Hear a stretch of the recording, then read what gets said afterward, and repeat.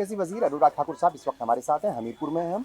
और आखिरी फेज़ में यहाँ पर इलेक्शन होने हैं, वोटिंग डाली जाएगी, मतलब आखिरी फेज़ में बहुत सारी बातें होंगी इनसे। और जाहिर तौर पर इस वक्त ना सिर्फ हमीरपुर से रिलेटेड या हिमाचल से रिलेटेड बल्कि मुल्क से जुड़े हुए कुछ मुद्दों पर भी हम बात करेंगे। सर, आपका इस्तकबाल है। और जो आपका चौथा इलेक्शन था, 4 लाख से ज़्यादा वोटों से आपकी जीत हुई थी, 5वीं बार मैदान में उतरे हैं। हम कल से यहाँ देख रहे हैं, बहुत सारे लोगों से बात भी की है। और जो 4 बार का जीता हुआ कैंडिडेट होता है और मैदान में जब वो उतरता है तो जोश उसके लिए उतना ज़्यादा नहीं होता, मगर जो जोश था वो युवाओं के अंदर भी, महिलाओं के अंदर भी, नौजवानों के अंदर भी, बुजुर्गों के अंदर भी वो देखने लायक था। वजह जानना चाहेंगे कि मतलब ये जो करिश्माई आप लीडर हैं यहाँ के, वजह क्या है इसके पीछे की असल वजह? पहले तो मैं आपका और आपकी टीम का स्वागत करता हूं देवभूमि हिमाचल प्रदेश के वीरभूमि हमीरपुर में। धन्यवाद आपका, आपने जो टिप्पणी की है और जो आंकलन किया आज के रोड शो का। मुझे लगता है जब आप ज़मीन से जुड़े रहते हो, चाहे आप कितना भी बड़े पद पे चले जाओ, ज़मीन नहीं छोड़नी चाहिए। और जिन लोगों के कारण आप आगे बढ़े हो उनको सदा याद करना चाहिए। मैं जहाँ पर भी हूँ, ये हमीरपुर संसदीय क्षेत्र की जनता और भारतीय जनता पार्टी के कार्यकर्ता के कारण है। वर्षों से इन्होंने मुझे भी और अन्य भारतीय जनता पार्टी के नेताओं को भी जिताया और मेरा प्रयास रहा कि मैं अपने क्षेत्र का साथ न्याय कर सकूं, विकास के प्रोजेक्ट ला सकूं, सरकार के अलावा भी कुछ करके दे सकूं।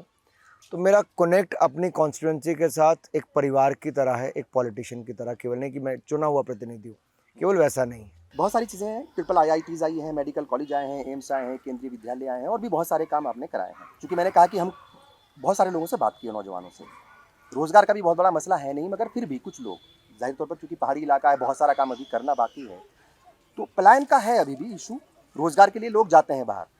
तो अभी चूँकि काम बहुत सारा किया है, फिर ज़हन में होगा, 20 साल से आप यहाँ का प्रतिनिधित्व कर रहे हैं, फिर भी बहुत सारी चीज़ें होंगी ज़हन के अंदर कि नहीं ये करना बाकी है, ये करना है मुझे 5वीं बार जब मैं ज़्यादा वोटों से जीतूँगा। शायद चूँकि चौथी बार आप जो है वो 4 लाख से जीते थे, इस बार ये भी सवाल है कि 5वीं बार जो है क्या 5 लाख क्रॉस करेंगे? देखिए, मैं आंकड़ों में जाता ही नहीं। जी। जीत आपकी 5 वोट से हो, 5 लाख से हो, आप एक जीते हुए प्रतिनिधि होते हो। मैं दूसरी बात करता हूँ कि जब मुझे चुना गया तब मेरे ऊपर जिम्मेदारी थी अपने संसदीय क्षेत्र की आवाज़ संसद में उठाना। मैं संगठन में था तो सड़कों तक जाके संघर्ष करता था कांग्रेस के भ्रष्टाचार के खिलाफ। अपनी सरकार में चीफ विप से लेके राज्य मंत्री से लेके कैबिनेट मंत्री तक मैंने 5-6 साल में सफ़र किया है। बहुत कुछ सीखना नरेंद्र मोदी जी के नेतृत्व में मिला। मोदी जी के जो प्रयास होते हैं, मेहनत होती है और जो उनका विजन देश को लेके है, उसे बहुत कुछ सीखने के लिए मिलता है। और मेरा प्रयास रहता है कि केंद्र सरकार की योजनाओं का ज़्यादा लाभ मैं अपने संसदीय क्षेत्र में लेकर आऊँ। जैसे मैंने हेल्थ सेक्टर चुना तो एम्स अस्पताल 1760 करोड़ रुपये का, 750 बिस्तर का अस्पताल है। हमीरपुर में 300 बिस्तर का अस्पताल, ऊना में PGI सैटेलाइट केंद्र 500 करोड़ रुपये का, 2 मेडिकल कॉलेज बनवा कर दिए। साथ में जच्चा बच्चा अस्पताल, mother and child hospital, dialysis centre, trauma centre, ये सब बना कर दिए। लेटेस्ट मशीन्स लगवा के दी। लेकिन फिर भी कहीं ना कहीं और करने की सदा ज़रूरत रहती है। हम ये नहीं कह सकते कि इतना किया तो आगे और ज़रूरत नहीं। शिक्षा के क्षेत्र में central university, technical university, triple IIT, NIT, hydro engineering college और हमने करियर पॉइंट यूनिवर्सिटी ऐसे और 6 केंद्रीय विद्यालय, ITI और पॉलिटेक्निक तो कई खुलवाए। जब सड़कों की बात आती है तो हमने ऊना से हमीरपुर से बिलासपुर की सड़क को 300 करोड़ में चौड़ा करवाया, हमीरपुर का बाईपास बनवाया। हमीरपुर धर्मपुर मंडी सड़क 1200 करोड़ रुपये में बना रहे हैं। हमीरपुर से हमने नदौन जलंधर का हाईवे सैकड़ों करोड़ का बनवाया, नदौन से रानीताल का बनवाया। अब उसका नेक्स्ट लेवल हम कर रहे हैं कि 4 लेन हाईवे बना रहे हैं। हमीरपुर से शिमला 4 लेन बन जाएगा, हमीरपुर से लेके पठानकोट धर्मशाला 4 लेन हाईवे बनेगा। जो आजकल काम आपने देखा बहुत तेजी के साथ सड़कें आपको दिख रही हैं। चूँकि बाई रोड ही है, हम तो जाहिर है जी, सब दिख रहा तो था। आपने देखा होगा कीरतपुर से बिलासपुर पहले 3 घंटे लगते थे, आज मात्र 40 मिनट लगते हैं। वो 4 लेन हमने पूरा करवा दिया। तो जनता को सामने दिखता है कैसे फ़र्क पड़ा। रेलवे लाइन हमने ऊना से लेकर दौलतपुर चौक तक बनवा दी, इलेक्ट्रिफिकेशन करा दिया।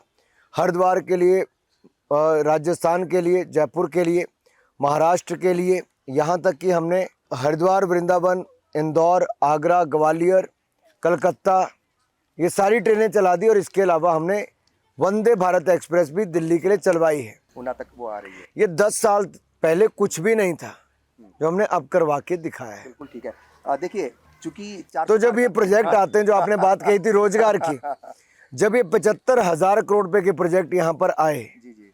तो इससे लोगों को रोजगार स्वरोजगार मिला, आय के साधन मिले। फॉर एग्जाम्पल मेडिकल कॉलेज बना तो डॉक्टर किसी के घर पे रहते होंगे, स्टाफ किसी के घर पे रहता होगा, तो वहाँ पे लोकल आय के, किसी की सब्जी, किसी का फल, किसी का दूध बिकता, किसी की टैक्सी लगती है, तो किसी का घर किराए पे जाता वे में जो है वो रोजगार मिलता है। ये बताइए साहब, चूंकि 400 पार का नारा है, 4 सीटें हैं, तो ये 4 सीटें 400 पार में कितनी मदद करेंगी? फिर 4 जून को चूंकि रिजल्ट आने हैं, आपने जो है आज कहा भी है कि ये 2 रिजल्ट आएंगे, एक केंद्र का और एक राज्य का भी, तो क्या मतलब जो है कहा जाए कांग्रेस की हुकूमत पर भी खतरा मंडरा रहा है? देखिए जिस तरह से मोदी जी ने पाई पाई बचाई भी, गरीब की भलाई कराई भी, 3 लाख करोड़ से ज्यादा का उन्होंने सब्सिडी का पैसा बचाया जो फर्जी हाथों में चला जाता था। 25 करोड़ लोगों को गरीबी रेखा से बाहर निकालने का कार्य किया। 4 करोड़ पक्के मकान, 12 करोड़ शौचालय, 13 करोड़ घरों को नल से जल दिया, 10 करोड़ बहनों को रसोई गैस का सिलेंडर, उज्ज्वला योजना में बिल्कुल मुफ्त चूल्हा और गैस दिया, 60 करोड़ लोगों को आयुष्मान भारत में 5 लाख का इलाज मुफ्त में दिया, 80 करोड़ लोगों को मुफ्त में अनाज 5 किलो दिया और अगले 5 साल की गारंटी भी दी। ना ये देखा कौन हिंदू, कौन मुसलमान, कौन सिख, कौन ईसाई है, जिसको ज़रूरतमंद था और जिसका हक था उसको दिया है। हमने कोई जाति धर्म पर बांटने का काम नहीं किया, हमने हक दिलाया है। चाहे ट्रिपल तलाक से निजात भी दिलाई तो सीए का कानून भी बनाया है। तो मैं जो पूछ रहा था कि क्या 4 जून के बाद स्टेट गवर्नमेंट के ऊपर कोई खतरा है? देखिए अभी तो 6 सीटों पर चुनाव है, उससे तो कोई खतरा नहीं है, लेकिन 3 जब इंडिपेंडेंट के चुनाव भी होंगे और सारे के सारे चुनाव अगर भारतीय जनता पार्टी जीतती है तो निश्चित तौर पर कांग्रेस की सरकार चली जाएगी। इंडिया ब्लॉक के लोग कह रहे हैं कि मोदी हुकूमत को खतरा है, इसीलिए नानी से लेकर के अंबानी, अडानी और काली चमड़ी तक बहुत सारे इश्यूज आ गए, पाकिस्तान भी आ गए, मुसलमान भी आ गए। तो आपने अभी कहा कि कभी भेदभाव नहीं किया, आंकड़े ये बताते हैं वाकई भेदभाव नहीं हुआ, मगर बयान जो है प्राइम मिनिस्टर से लेकर के बाकी लीडर्स तक वो मुसलमानों तक पहुंच गए, कब्रिस्तान, पाकिस्तान और ना जाने क्या क्या हो गया। वजह क्या है, मतलब यहाँ तक क्यों आना पड़ा? मैं आपसे पूछता हूँ ये शुरुआत किसने की? SC ST OBC का कोटा काट के कांग्रेस ने मुसलमान को दिया। अब मुसलमान भाइयों बहनों को धर्म के नाम पे आरक्षण दिया। देश में धर्म के नाम पे आरक्षण नहीं है साहब। SC ST OBC उनको आरक्षण था, ये कांग्रेस ने काटा है।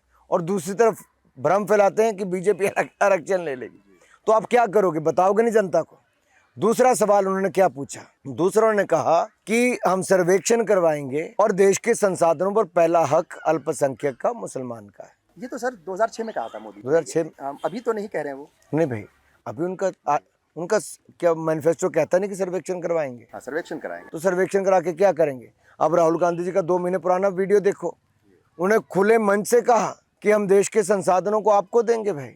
चाहे वो SC ST OBC की बात करते हो, मनमोहन सिंह जी मुसलमान की बात करते हो, वहाँ बाहर बैठ के सैम पिट्रोडा जनता के पशुधन से लेके बाकी सब धन लेने की बात करते हो। अब बात ये खड़ा होता है कि देश के लोगों की क्या स्त्री धन, पशुधन और उनकी संपत्ति सुरक्षित रहेगी। और मैं इसलिए नहीं कर रहा कि मुझे वोट चाहिए, ये मैं मुसलमान भाइयों को भी बताना चाहता हूँ कि केवल आपको वोट बैंक के लिए इस्तेमाल करते हैं, नहीं तो नरेंद्र मोदी जी को आगे 4 करोड़ पक्के मकान क्यों बना के देने पड़ते हैं? आज हमारे देश में अगर विकास दर हमारी बड़ी दुनिया की सबसे तेज हुई, 10वें नंबर की अर्थव्यवस्था भारत आज 5वें नंबर की अर्थव्यवस्था बनी, तो जितना हिंदू को लाभ मिला उतना मुसलमान को मिला। मुसलमान को असल में थोड़ी दिक्कत यही है, वो ये पूछ रहे हैं, थोड़ा सा परेशानी है, क्योंकि जो बयान आए हैं सबका साथ, सबका विकास, सबका प्रयास, सबका विश्वास का नारा देने वाले प्राइम मिनिस्टर और बीजेपी उस पर काम भी करते हैं, ठीक है, बहुत सारी स्कीम से उनका फायदा मिला, फिर वो ऐसा लगता है कि बयानों से कुछ अदावत है क्या मुसलमानों से? मतलब बिल्कुल नहीं, हमने तो खुल के कहा है कि भाई तुम दूसरे का छीन के मुसलमान को क्यों देंगे? ये आप दूसरे का क्यों छीनोगे भाई? आप ऐसी व्यवस्थाएं खड़ी करो कि हर कोई कमा सके, आगे बढ़ सके। आज हम कहते हैं प्रधानमंत्री विश्वकर्मा योजना लगेगी, तो क्या उस पर बंदिश है कि मुसलमान नहीं कर पाएगा? करेगा साहब। PM सूर्य घर लगेगा तो मुसलमान को भी लगेगा, मुफ्त में वैक्सीन लगी तो मुसलमान को भी लगी। मुफ्त दिया सर, टिकट एक ही दिया सर केरला से मुसलमान। हमने टिकट तो हम देखते हैं कि हमारा जीतने वाला कैंडिडेट कौन है। एक नई चीज़ आई है सर, केजरीवाल कह रहे हैं, और बल्कि केजरीवाल क्या, रेवंत रेड्डी जो है तेलंगाना के CM, वो भी, और संजय सिंह कुछ देर पहले बोले कि 75 साल का जो एक फॉर्मूला था, हालांकि अमित शाह का बयान आ गया उसके ऊपर, वो कह रहे हैं कि हमारे यहाँ कोई ऐसा फॉर्मूला नहीं है कि क्या 75 साल उम्र होने के बाद प्राइम मिनिस्टर जो इस्तीफा देंगे, क्या अमित शाह को प्राइम मिनिस्टर बनाएंगे? ये थोड़ा सा कंफ्यूजन चल रहा है, मतलब ये खबरें आ गई है ना जाने। देखो चलो विपक्ष ने तो मान लिया कि आएंगे तो मोदी। हाँ ये तो है, ये तो बिल्कुल आएंगे तो मोदी। हाँ, दूसरा मैं कहूँ देश में स्थिरता निरंतरता बहुत आवश्यक है, ताकि देश के पॉलिसी प्रोग्राम्स को आगे बढ़ाया जा सके और इम्प्लीमेंट किया जा सके। अगर हमने 10वें नंबर से 5वें नंबर की अर्थव्यवस्था बनाए, अगले 5 साल में तीसरी बड़ी अर्थव्यवस्था देश को बनाएंगे। 4 करोड़ पक्के मकान दिए तो अगले 5 साल में 3 करोड़ और पक्के मकान बना कर देंगे। 60 करोड़ लोगों को मुफ्त में इलाज दिया तो अब 70 साल से ज़्यादा वालों को मुफ्त में 5 लाख का इलाज देंगे। 1 करोड़ बहनों को लखपति दीदी बनाया तो अब 3 करोड़ बहनों को लखपति दीदी बनाएंगे। और मैं आपको एक बात और कहूँ, ये जो पीएम विश्वकर्मा योजना में लाभ मिलेगा हुनर से शिखर तक पहुंचाने का, आप लोहार, तरखान, मोची, नाई और आपको कुम्हार से लेके बाकी बुनकर का काम हो, इसमें अधिकतर लोग मुस्लिम समुदाय के हैं, उनको लाभ मिलने वाला है। ये जो 1 करोड़ बहनें लखपति दीदी बनी है, मैं मुंबई में भी गया, बहुत सारे स्टॉल्स मुस्लिम बहनों ने लगाए थे। उन्होंने कहा साहब हमारा जीवन बदल दिया। कहते हैं आप। हाँ बिल्कुल, मोदी जी ने हमें मुद्रा योजना से जोड़ के, हुनर से जोड़ के हमारा जीवन बदला है, हमारे आय के साधन बने और सब डिजिटल पेमेंट करती हैं। अब digital payment Bhim UPI app पे होता है। बाबा साहब अम्बेडकर को बाबा भीम भी कहते हैं। बिल्कुल। अच्छा एक चीज़ और है, सब चल रही मोदी की गारंटी वर्सेस जो है वो कांग्रेस की गारंटी, और राहुल गांधी ने 2 दिन पहले ही कहा है कि मैं डिबेट करने के लिए तैयार हूँ, जनता के जो मुद्दे हैं उनसे जुड़े हुए, और सीधे प्राइम मिनिस्टर से अरे जिस डिबेट पे आएगा कोई नहीं, राहुल गांधी जी को देख के उस पे जाएगा कौन। ठीक है। दूसरी बात मैं आपसे कहना चाहता हूँ, हाँ, राहुल गांधी जी से पूछो कि हिमाचल प्रदेश में महिलाओं को कहा था कि पहली कैबिनेट में पास करेंगे, 1500 रुपये पहले महीने से मिलना शुरू हो जाएगा। 16 महीने बीत के 1500 रुपये महीना नहीं मिला। 25 लाख हिमाचल की महिलाएं इंतजार कर रही हैं। कहा था 2 रुपये किलो गोबर, 100 रुपये लीटर दूध खरीदेंगे, नहीं खरीदा, गारंटी फेल हो गई। कहा था 5 लाख युवाओं को नौकरियां देंगे, नहीं मिली, गारंटी फेल हो गई। कहा था 600 करोड़ रुपया स्टार्टअप फंड देंगे, नहीं दिया, फेल हो गया। कहा था बागवानों को मुंह मांगे दाम देंगे, उचित दाम देंगे, नहीं दिया, सेब भी फेंकने पड़े, बाकी फसल फेंकनी पड़ी। अरे श्रीमान राहुल गांधी जी, पिछली बार कह के गए थे बेरोजगारी भत्ता देंगे, वो नहीं मिला। इस बार महिलाओं को कहा 1500 रुपये मिलेंगे, वो नहीं मिला। 2 बार फॉर्म भरवा लिए इनसे। बिल्कुल। यानी जो पहले वादे किए थे वही पूरे नहीं किए, तो आगे की गारंटी पर क्या यकीन? बिल्कुल। आखिरी सवाल मेरा ये है, वोटिंग परसेंटेज को लेकर के थोड़ा सा ना, मतलब पॉलिटिकल पार्टीज में ये है कि जो आंकड़े आ रहे हैं वो पहले के मुकाबले थोड़ा कम है। वजह क्या लगती है आपको? क्योंकि कहीं ना कहीं जो रूलिंग पार्टी होती है उसको थोड़ा सा परेशानी होती है अगर वोटिंग परसेंटेज कम होता है। इस तरह के कई बार आंकड़े देखने को मिले। और क्या अपील आप जो है वो वोटर से करेंगे? कांग्रेस के कार्यकर्ताओं में बहुत हताशा और निराशा है। आप देखिए, परिवार में ही हताशा निराशा है। रॉबर्ट वड्रा जी ढिंडोरा पीट पीट के थक गए, टिकट चाहिए, टिकट मिली नहीं, ना उनको मिली ना प्रियंका जी को मिली। हताश और निराश तो है। ऐसे कई और कांग्रेस के नेता हताश निराश हैं, टिकटें वापस कर दी, इंदौर वाले ने कर दी, सूरत वाले ने कर दी, उड़ीसा वाले ने कर दी।